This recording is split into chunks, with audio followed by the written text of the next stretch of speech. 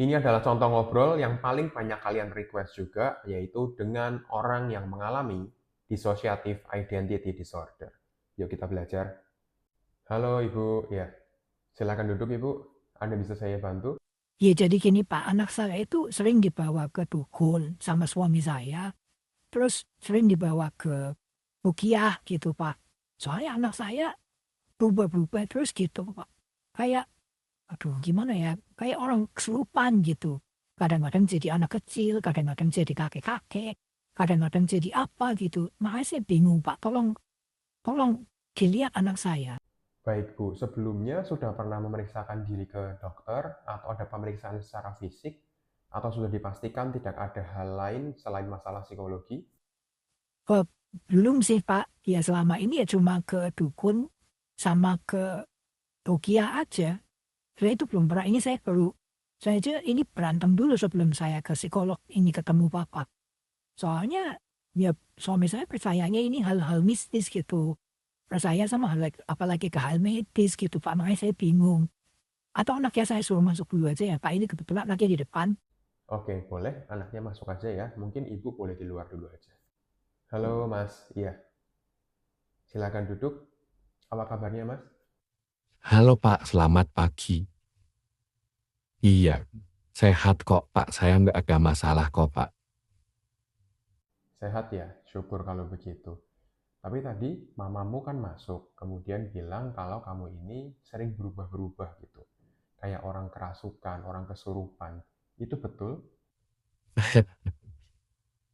Itu bukan kesurupan Pak, itu memang teman-teman saya.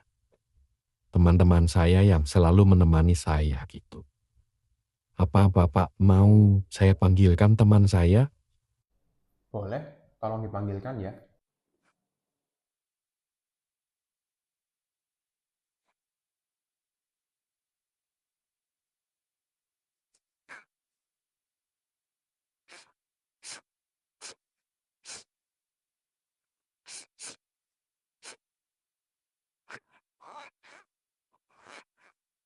Nggak mau, nggak mau, nggak mau, nggak mau, takut, takut, nggak mau, mau pulang, nggak mau, nggak mau, nggak mau, nggak mau, nggak mau, nggak mau.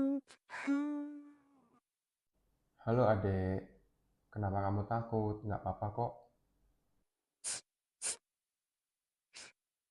Nggak mau, nggak mau, nggak mau, mau pulang, mau pergi, mau, nggak mau, nggak mau, nggak mau, nggak mau.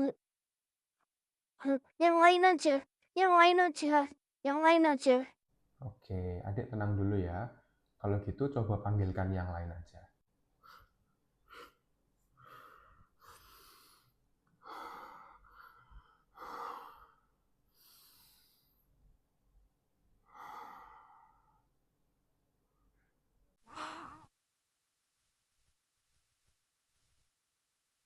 Ngapain sih Dedek manggil-manggil saya? Saya lagi tidur tadi. Capek, deh capek. Hah? Bapak siapa, Pak? Bapak mau apa, Pak? Jangan-jangan Bapak mau apa-apain saya ya? Saya nggak mau, Pak. Ah, nggak mau, nggak mau, nggak mau. Saya ini perempuan, Pak. Halo, selamat pagi. Iya, ini lagi di ruangan konseling. Kamu sedang konsultasi sama psikolog. Tadi yang membawamu ke sini adalah mamahmu, dan tadi kamu ke sini dengan kesadaran dari Mas yang utama. Kamu nggak ingat apa-apa sama sekali? Enggak, saya nggak ingat apa-apa tuh. Beneran, saya nggak ingat. Saya taunya tadi saya lagi tidur. Terus, habis tidur ada suara yang manggil-manggil saya. Terus saya bangun. Saya bangun, lah tahu-tahu saya udah di depan bapak. Lah, makanya, tapi tadi saya, aduh kayak tiba-tiba ada rasa takut.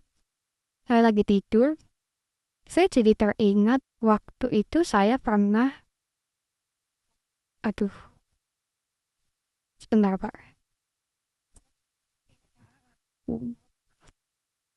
Perasaan saya tiba-tiba nggak enak. Nggak tahu kenapa. Saya mungkin saya pengen lupain itu, tapi gimana ya Pak yang ngomongnya? Ya, dulu saya pernah diperlakukan tidak pantas lah gitu, Pak. Terus saya tadi tidur, saya mencoba bangun karena ada suara tadi. Ya, tahu-tahu saya sudah depan Bapak kayak gini. Saya nggak tahu tadi habis ngapain, tadi pagi makan apa. Saya nggak ingat sama sekali sih, Pak. Saya ke sini sama siapa, saya juga nggak tahu sama sekali sih, Pak. Iya. Kalau masalahnya kesurupan itu sih nggak tahu ya. Kalau Bapak, dari Bapak saya maksudnya, itu nggak tahu kenapa nganggap kita ini kesurupan, nggak tahu deh. Iya kita, itu ada banyak kita. Mau saya panggilkan lagi yang utama tadi? Baik, tapi sebelumnya ada yang pengen kamu jelaskan lagi nggak? Nggak ada sih Pak. Ya, pokoknya kita ini itu saling melindungi gitu lah Pak, gampangannya. Ya itu aja. Saya panggilkan ya. Jadi yang baru selesai kalian tonton adalah contoh ngobrol dengan orang yang mengalami dissociative identity disorder atau orang sering bilang kepribadian ganda. Dan kasus ini sebetulnya pernah saya tangani, tapi tidak se-ekstrim di contoh ini. Dan tidak ada perubahan langsung yang bisa dilakukan di depan konselornya langsung.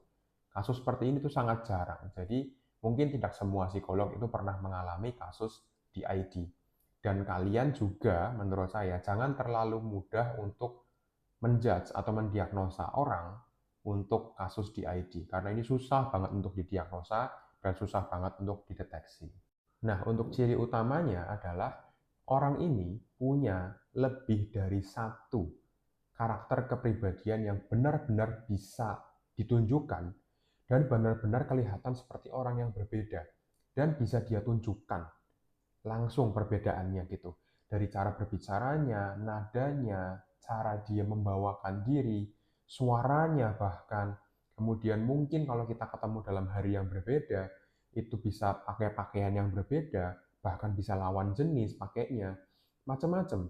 Jadi benar-benar ada perubahan yang signifikan dan sangat terlihat, bukan sekedar omongan. Kalau ngomong sih gampang gitu ya, saya punya banyak kepribadian, mana gitu loh, tunjukin kalau bisa kan, seperti itu. Kemudian jadi kehilangan sense of self. Jadi aku yang mana, yang aslinya yang mana, itu orang sampai nggak tahu. Nama asliku siapa juga nggak tahu, seringkali kayak gitu. Dan seringkali juga sampai disosiatif. Jadi pas dia berubah jadi orang lain, pengalaman sebelumnya itu hilang semua. Yang tahu itu cuma yang mengalami. Jadi karakter A mengalami apa, karakter B nggak tahu. Nanti karakter C mengalami apa, yang B juga nggak tahu. Seperti itu. Kan hal-hal seperti ini sudah pasti akan menghalangi kesejahteraan mental kita dan kelangsungan hidup sehari-hari ya, karena dikit-dikit nanti berubah. Ketika ada sesuatu yang stressful atau traumatik yang teringat kembali misalnya, nanti bisa-bisa berubah lagi. Jadi memang penyebab utamanya adalah karena ada pengalaman traumatis. Sehingga dia perlu memisahkan diri aslinya dengan kepribadian yang lain. Dengan satu dan lain hal alasannya. Macam-macam, tiap orang berbeda-beda. Entah karena rasa bersalah, rasa malu, rasa takut, macam-macam deh pengalaman-pengalaman itu, alasannya bagaimana. Dan untuk terapi yang paling tepat tentunya adalah cognitive behavior therapy dan berbagai psikoterapi lainnya. Tapi yang paling tepat menurut saya sih CBT dulu aja, dikonselingin dulu aja untuk memastikan apakah benar-benar dia mengalami itu, baru kita melakukan mungkin tes atau mungkin penanganan yang selanjutnya. Kurang lebih seperti itu ya. Semoga bisa memberikan wawasan dan insight kepada kita semua dan salam sehat jiwa bagi kita semua.